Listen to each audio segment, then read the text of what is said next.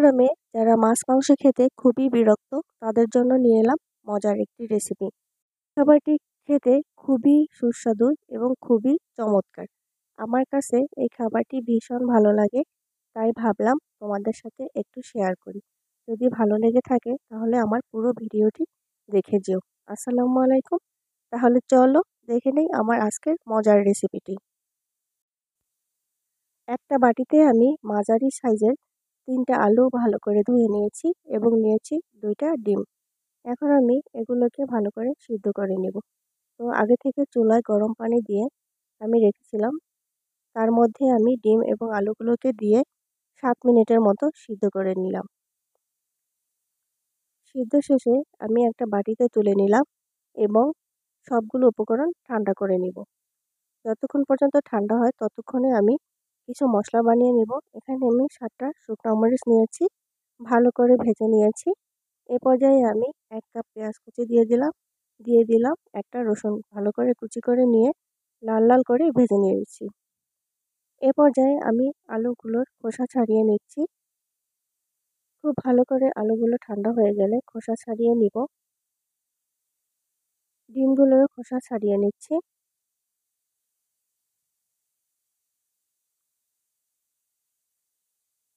সবগুলো আলু এবং ডিমের খোসা ছাড়ানো শেষ। এ পর্যায়ে এখান থেকে আমি একটা ডিম নিয়ে একটা ছুরির সাহায্যে কুচি করে কেটে নেব। একদম মিহি করে কুচি করব না, কিছুটা দানা থাকবে সেভাবেই কুচি করে নিয়েছি। তো আমার ডিমটা কিন্তু ভালো করে কুচানো হয়ে গেছে। এই পর্যায়ে আমি পেঁয়াজ এবং রসুন ভাজার মধ্যে শুকনো মরিচগুলো দিয়ে সামান্য লবণ দিয়ে ভালো করে চটকে পেঁয়াজ রসুনের সাথে মিশিয়ে নিব।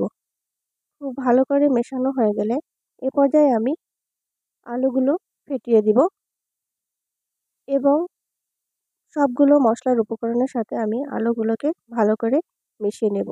একদম দানা থাকা যাবে না, খুব মিহি করে আলুগুলোকে চটকে নিতে হবে। এ পর্যায়ে আমি বাকি ডিমটা ভালো করে ফেটিয়ে একদম মিহি করে আলুর সাথে মিশিয়ে নিব। এই খাবারটি খুবই মজার, আশা করি সবার অনেক ভালো লাগবে। এ পর্যায়ে আমি 1 চা চামচ সরিষার তেল দিয়ে ভালো করে আলুর সাথে মিশিয়ে নিলাম।